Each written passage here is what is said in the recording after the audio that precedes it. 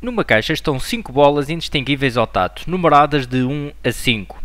Bom, temos agora duas questões para este enunciado. A segunda questão tem aqui duas alíneas. Eu vou começar por resolver a primeira, mas ainda neste vídeo irei resolver também as restantes, ok? Vamos começar então pela primeira questão. De quantas maneiras diferentes se podem colocar lado a lado as 5 bolas, de modo que as bolas com os números 3 e 4 fiquem ao lado uma da outra? Bom, queremos então contar de quantas formas conseguimos colocar em fila as 5 bolas de forma a que a 3 e a 4 fiquem lado a lado. Sempre que possível, quando conseguirmos, quando não temos um número muito elevado de bolas, neste caso, portanto, sempre que possível, vamos tentar observar aquilo que nos é relatado no enunciado. Isso pode ajudar a pensar um pouco o problema, ok? Por isso, estamos a falar de uma caixa, temos 5 bolas, não custa muito fazer aqui o desenho de 5 bolas, ok? Elas são todas semelhantes, portanto, são indistinguíveis ao tato, mas estão numeradas. E vamos fazer então aqui 5 bolas, elas têm todas o mesmo tamanho, nós não as conseguimos diferenciar com o tato, ok?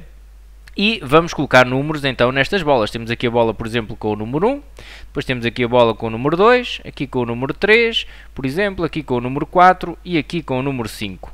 Bom, a experiência é agora colocar estas bolas todas em fila e queremos saber de quantas formas é que podemos fazer isso de maneira a que a 3 e a 4 fiquem lado a lado. Vamos começar a pensar o problema. Bom, pode estar, por exemplo, vamos imaginar aqui os 5 lugares em fila, ok? 1, 2, 3, 4, 5. E eu, neste caso, eu vou visualizar as situações todas possíveis para elas ficarem lado a lado, mas vou depois generalizar e explicar um processo para vocês fazerem essa contagem no caso de terem muitas bolas em muitos lugares.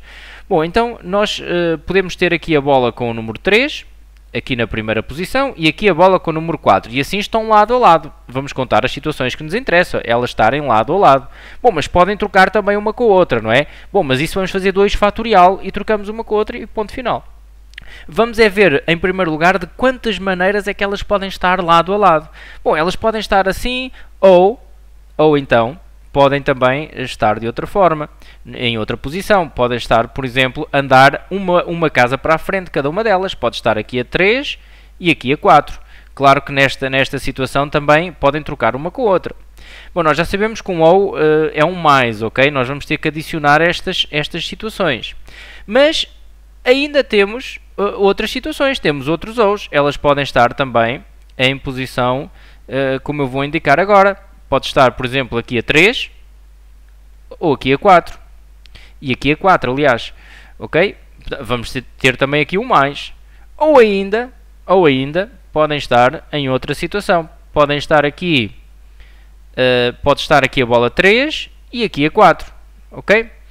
Bom, também é um mais, é um ou que estamos aqui a fazer. Bom, em vez de eu estar a adicionar estas 4 situações que cada uma delas se contará da mesma forma, relativamente às outras, eu posso fazer aqui 1 vezes 4.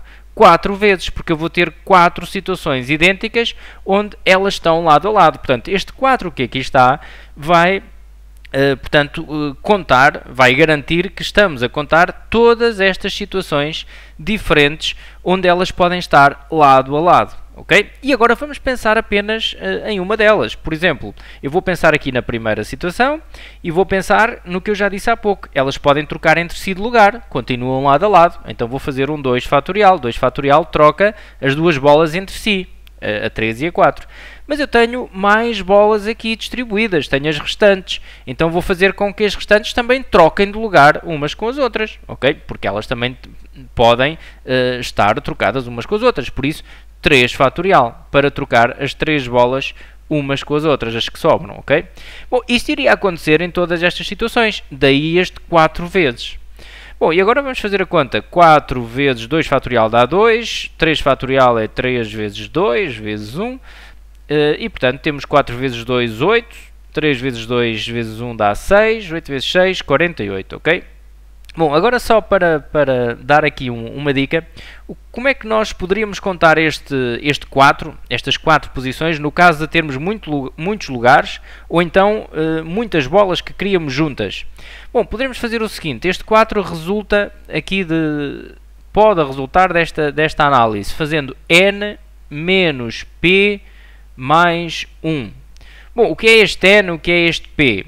Isto numa linguagem aqui apenas nossa, ok? Para vos ajudar a contar situações em que tem então muitos lugares ou muitas bolas, muitas pessoas que querem juntas. Bom, o N é o número total de lugares. Neste caso, o N seria 5. O P é o número de pessoas que criam juntas. Eu estou aqui a colocar P porque este problema pode ser, muitas vezes, é colocado em termos de pessoas, mas isso é igual, ser pessoas ou bolas. Portanto, P é o número de pessoas que queremos juntas, ou o número de bolas que queremos juntas, ok? E depois, mais 1. Ora, 5 menos 2 dá 3, 3 mais 1, 4. Lá está, dá o total de situações em que elas podem estar juntas. Ou então, podem imaginar que andam uma casa para a frente com cada uma das bolas e contávamos 1, 2, 3, 4. Teria de parar aqui, não é? Porque não podia andar mais, estaria já nesta situação. Bom, fica resolvido então este problema. Vamos agora à segunda questão, onde temos duas alíneas. Eu vou então resolver a primeira e depois passaremos à segunda, ok? Então temos o seguinte: considera a experiência aleatória que consiste em retirar ao acaso e em simultâneo 3 bolas da caixa e observar os seus números. Bom, temos agora uma experiência diferente. Vamos retirar 3 bolas, ok? Sejam x e y as variáveis aleatórias seguintes: x, número de bolas retiradas com número ímpar; y, soma dos números das bolas retiradas. 2.1. Construa a tabela de distribuição de probabilidades da variável aleatória x, apresenta as probabilidades na forma de fração irredutível. Queremos então uma tabela de distribuição para a variável aleatória x, portanto para esta linha não interessa aqui a variável aleatória y. Vamos então começar por desenhar aqui a estrutura da tabela de distribuição. Já sabemos que é uma tabela que tem duas linhas. Na primeira linha vamos colocar os valores que a variável aleatória pode assumir neste contexto. Okay? É por aí que devemos começar. E depois, na segunda linha, vamos colocar as probabilidades respectivas para cada valor da variável aleatória. Então, aqui vamos representar x igual a xi, podemos colocar xi, e na segunda linha será então a probabilidade de cada um destes xi, ok? Portanto, probabilidade x igual a xi. Vamos descobrir então os valores que esta variável pode assumir neste contexto. Bom, para isso eu vou fazer algo muito simples, que é desenhar aqui e representar aqui as bolas novamente, ok? Temos a bola com o número 1, com o número 2, com o número 3, com o número 4 e com o número 5. Vamos supor que está aqui a caixa com as bolas todas, ok? A variável aleatória x diz número de bolas retiradas com número ímpar, quando vamos retirar 3 bolas, ok? Nós vamos retirar 3 bolas da caixa agora. Podemos imaginar que vamos colocar a mão e retirar 3 bolas em simultâneo, e vamos observar o número delas. E, portanto, a variável aleatória x representa o número de bolas retiradas com número ímpar. Bom, no mínimo, esse valor pode ser quanto? No mínimo pode ser quanto? Pode ser 0. 0 não pode ser, porque reparem, nós temos 3 ímpares e 2 pares. Se eu vou tirar 3 bolas, de certeza que pelo menos um ímpar tem de sair. Porque mesmo que saísse o 2 com o 4, a terceira bola teria de ser uma das outras, então teria de ser ímpar. Portanto, no mínimo sai uma bola com o número ímpar. É o mínimo que pode acontecer, ok? Bom, mas também podem sair duas com o número ímpar. Por exemplo, sair o 1 com o 3 com o 2. Saiu 2 bolas com o número ímpar, portanto também pode ser 2 o número de bolas retiradas com o número ímpar. Ou então também pode ser 3, imaginem que sai o 1 com o 3 com o 5, então saíram 3 bolas com o número ímpar, ok? Bom, então acabamos de descobrir os valores que a variável aleatória pode assumir neste contexto. E isso é a primeira coisa que devemos fazer neste tipo de questão, ok? Agora, o que pretendemos é determinar as probabilidades para cada uma delas. Vamos então determinar aqui a probabilidade de x igual a 1, ou seja, de sair apenas uma bola com o número ímpar. Bom, vamos pensar primeiro no número de casos possíveis. Bom, reparem como estamos a imaginar a realização desta experiência. Vamos colocar a mão e tirar 3 bolas em simultâneo e observar os números. Portanto, não está aqui imposta uma ordem para o que vamos fazer a seguir com esses números. Portanto, podemos utilizar aqui uma combinação de 5, 3 a 3 para contar de quantas formas é que conseguimos selecionar 3 bolas neste grupo de 5. Ok? 5 combinação 3 a 3. Bom, e agora vamos pensar nos favoráveis. Estes são os casos possíveis, ok? Ainda não pensei na restrição. A minha restrição agora tem a ver com o facto de eu querer apenas uma bola com um número ímpar. Eu estou aqui a calcular a probabilidade de x ser igual a 1. Então, os casos favoráveis são aqueles onde eu tenho só uma bola com um número ímpar. Bom, então vamos dizer o seguinte. Destas 3, da 1, da 3 e da 5, eu quero apenas uma. E das outras duas, quero 2. no conjunto das 3, não é? Ou seja, das 3 ímpares, que é a 1, a 3 e a 5, quero selecionar apenas uma, porque eu quero apenas uma ímpar, e, ou seja, vezes, das 2 pares, quero selecionar 2, ok? E assim fico com 3 bolas, ok? Bom, e agora vamos fazer as contas. 3, 1 a 1 dá 3, 2 a 2 dá 1, 5, 3 a 3 dá 10, ok? E temos então 3 sobre 10, ok? Bom, vamos ver a probabilidade de x ser igual a 2. Probabilidade de x ser igual a 2, ou seja, de termos 2 bolas, no conjunto das 3 que vamos retirar, 2 bolas com o número ímpar. Relativamente ao número de casos possíveis, estamos na mesma, 5, 3 a 3, e agora vamos pensar em ter 2 ímpares. Bom, então, das 3 que estão ao dispor, queremos 2 ímpares, 3 queremos tirar 2 e, ou seja, vezes, das outras 2 queremos apenas uma, porque eu vou tirar 3 bolas, ok? Reparem que o somatório dos valores aqui de baixo dá 3 bolas. 1 mais 2, 3, aqui 2 mais 1 também 3.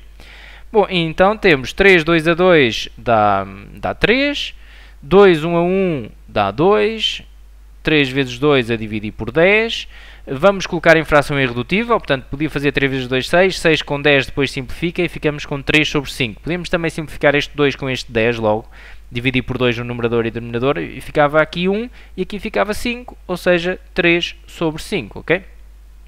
Bom, e agora, finalmente, queremos a probabilidade de x igual a 3, ou seja, casos possíveis estamos na mesma, 5, 3 a 3, combinação.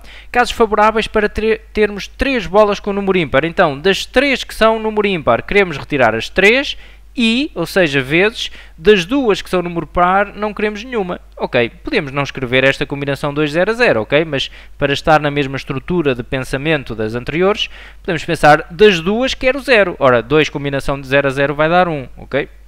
Bom, então 3, 3 a 3 dá 1, 2, 0 a 0 também dá 1, 5, 3 a 3, que dá 10, ok? Este 5, 3 a 3 é 10. E está aqui também o problema resolvido. Poderemos, nestes exercícios, no final, verificar aqui na tabela se, portanto, 3, 10 a 10, depois aqui 3, 5 a 5 e aqui 1, 10 a 10. Para ver se não houve enganos de contas, verificar se o somatório dá 1, não é? Portanto, nós este 3, 5 a 5 podemos observar como 6, 10 a 10. 6, 7, 8, 9, 10. Daria o somatório 10 sobre 10 que dá 1. Por isso, até aí tudo bem. Bom, vamos passar então a 2.2. Bom, e a 2.2 diz o seguinte: determina probabilidade de y menor do que 10, sabendo que x é igual a 1. Reparem que esta barra, estamos na probabilidade condicionada, e esta barra quer dizer que sabemos que o que está a seguir à barra já se verificou. É um dado adquirido, ok? Sem recorrer à forma da condicionada, e por isso pretendemos resolver esta probabilidade recorrendo à lei de Laplace, ok?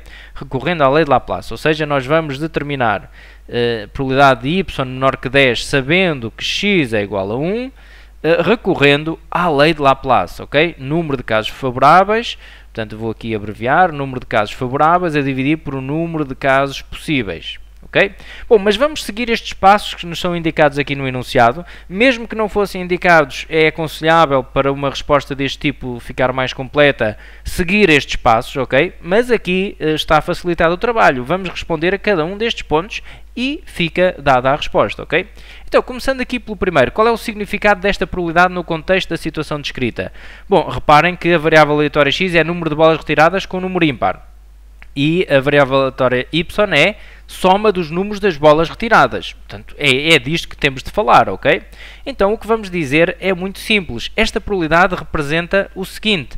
Esta probabilidade representa a probabilidade da soma dos números das bolas retiradas ser inferior a 10. Reparem, y menor que 10, e y é a soma dos números das bolas retiradas, ser inferior a 10, sabendo, é a leitura desta barra, sabendo que saiu apenas uma bola com um número ímpar, porque x é igual a 1 e x representa o número de bolas retiradas com o número ímpar.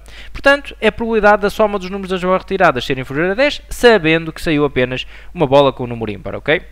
Apresentação dos casos possíveis. Bom, quais são os casos possíveis para esta probabilidade? Reparem que estamos numa condicionada. A probabilidade condicionada está a condicionar os nossos casos possíveis também, porque os nossos casos possíveis são só aqueles que verificam esta condição que nós sabemos que já se verificou. Ou seja, eu aqui para contar os casos possíveis, eu não vou fazer uma combinação de 5, 3 a 3. Não, porque eu tenho uma informação adicional. Eu sei que o número de bolas com o número ímpar é apenas 1. Então, reparem, não está incluído nestes casos possíveis, ok? Estou agora a falar dos casos possíveis. Não está incluído, por exemplo, a situação de sair a bola 1, a 3 e a 5. Não, porque não verifica esta condição que eu sei que já se verificou.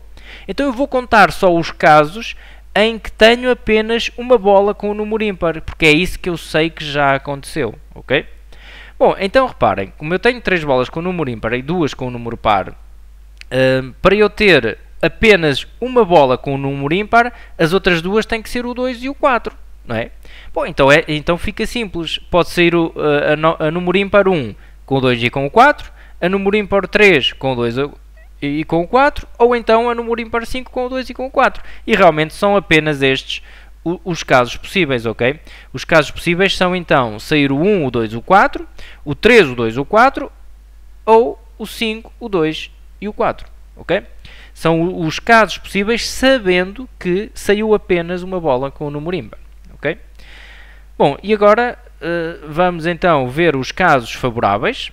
E reparem, para os casos favoráveis, vamos ter em atenção agora à restrição. A restrição é que a soma dos números das bolas retiradas tem que ser inferior a 10. Então, muito simplesmente, vamos contar dos casos possíveis aqueles que dá uma adição inferior a 10. Ora, quanto é que dá aqui? 4, 5, 6, 7. A adição destas bolas aqui dá 7. Aqui dá 4, 5, 6, 7, 8, 9. Aqui dá 9. E aqui 9, 10, 11. Aqui dá 11. Aqui já dá superior a 10.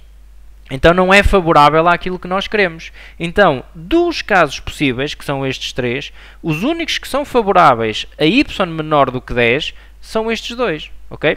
Portanto, estes são os únicos casos favoráveis, porque é quando a adição dos números das bolas dá inferior a 10, ok? Neste caso dá então 7 e aqui dá 9, ok? O outro não conta não é favorável a y ser menor do que 10.